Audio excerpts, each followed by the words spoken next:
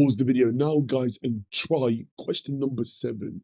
Can you get 7 out of 7 on the EDEXCEL PEARSON Paper 1 Maths Full A-Level from the June 2022 exam series?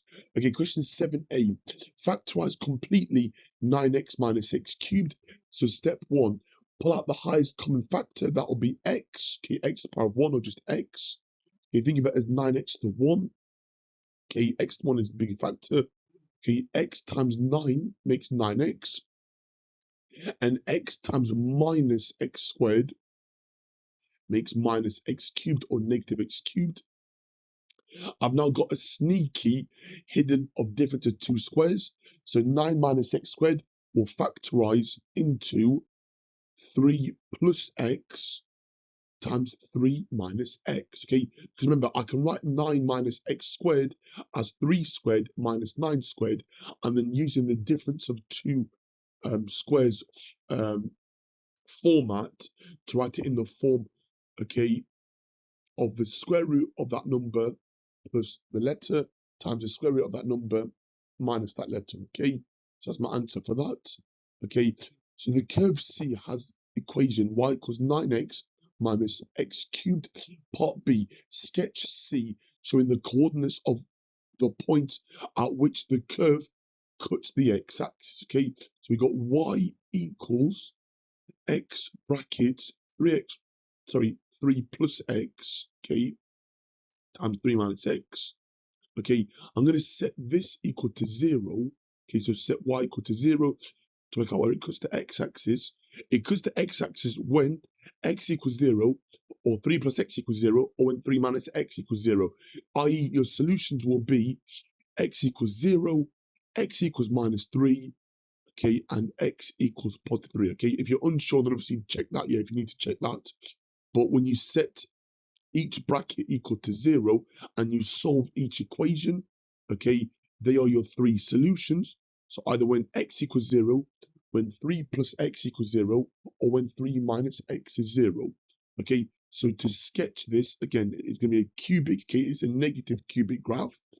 It's going to be 0, 0, minus 3, 0, and then 3, 0. Okay, a positive cubic, okay, remember, if we're unsure, looks something like that. So we want to obviously go in this direction. So we're going to come down,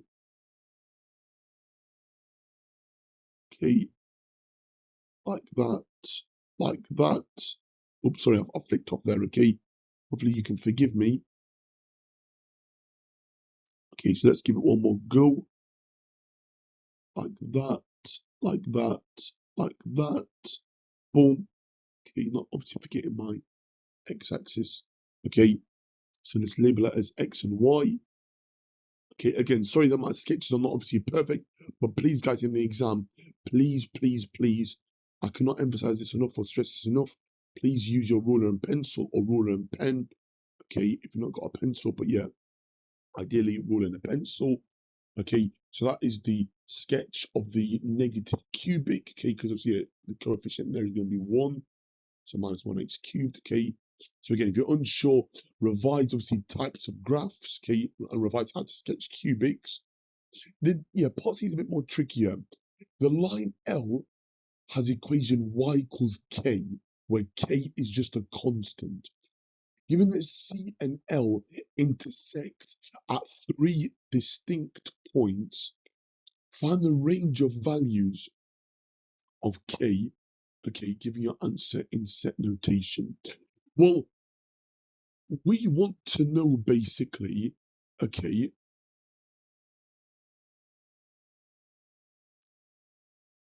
essentially, okay, where the local minima and maxima are. Minimum, maxima. Because if you look here, guys, remember, yeah, obviously y equals k, okay, we can have a horizontal, okay, and horizontal. We could technically, actually, no, we can't. Sorry, yeah. So we need to obviously differentiate this function, find where the local minima and maxima is, and then the range of values of k will be between there, okay? So yeah, I was about to say, yeah, like I can have like y equals x, but I can't. Because obviously, okay, just a number, okay? So it has to be a horizontal line. So we're looking for the local minima and maxima of that function. So let's differentiate it. So the first derivative, sorry, yeah, will be 9 minus 3x squared, if I'm not mistaken. And then differentiate that again. We're going to have minus 6x, but we're going to set dy by dx equal to 0 to work out the stationary point. So that'll be the first derivative, okay, which is here. Sorry that I've not got my notation here. Yeah, f dash of x or dy by dx. Okay, and obviously f double dash or f double prime, you could say. Okay, so we're going to set f dash equal to 0. So we're going to set f prime equal to 0 to work out the stationary points. If I solve that, I'm going to have x equals plus or minus root 3. Okay, that'll be important. Okay, and then therefore I can just plug that into account what the y coordinates are. Okay, so I'm going to have y equals 9 root 3. Okay, minus root 3 cubed. Root 3 cubed will be 3 root 3. Okay, if you're unsure, yeah, it will give you root 27, which if you simplify that third, you will get root 9 times root 3, which will be 3 root 3. So one of our coordinates, okay, so it will be root 3 and then 6 root 3, okay, for the positive part. And then when x is negative root 3, obviously being careful here, we're going to have minus 9 root 3. And then we're obviously subtracting, remember, minus root 3 or cubed. Again, if you're unsure, just obviously bring that into your calculator. Okay.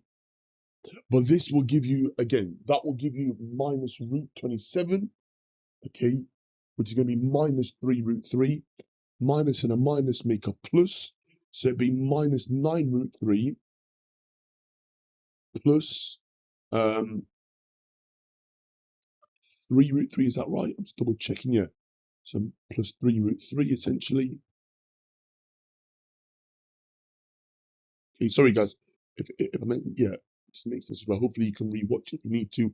So that'll be minus 4 root, minus 6 root 3, sorry. This is what happens here when I try not rush a question. I should actually take my time. Okay, so we're going to have minus root 3 and then minus 6 root 3. So they are, so they're, so that will be, okay, our turning points. Okay, we don't actually need to actually find actually the minimum maximum, okay, but because obviously that is my sketch there.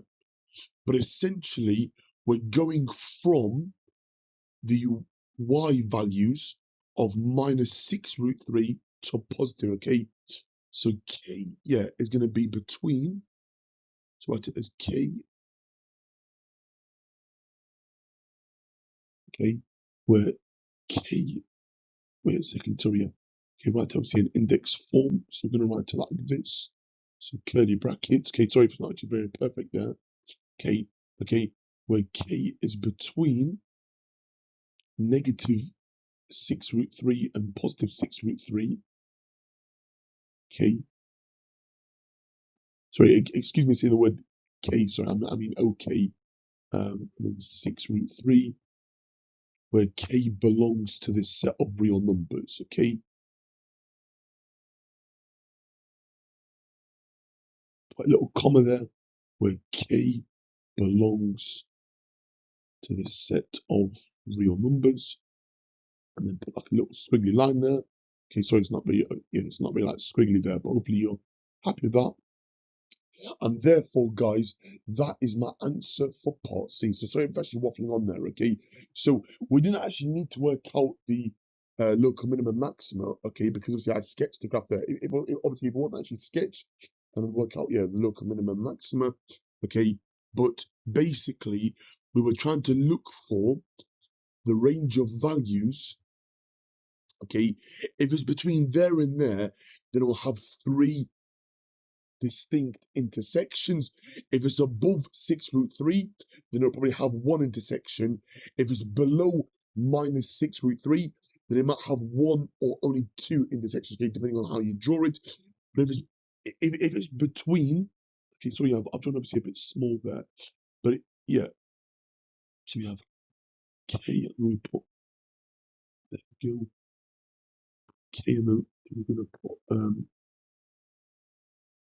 minus 6√3. Sorry, it's obviously a bit squished there. Okay. Let's do it one more time. Sorry, yeah, so we're not having it squished. Let's just write minus 6√3 first. Okay. But basically, yeah, it has to be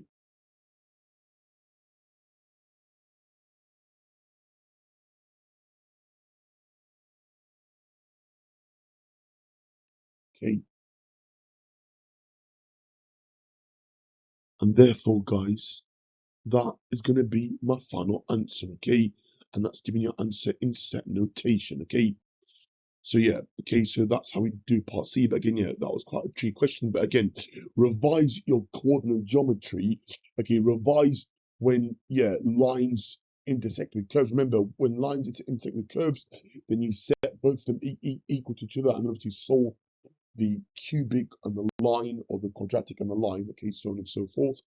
That's my answer for that question. Okay, thanks for watching. Take care. All the best.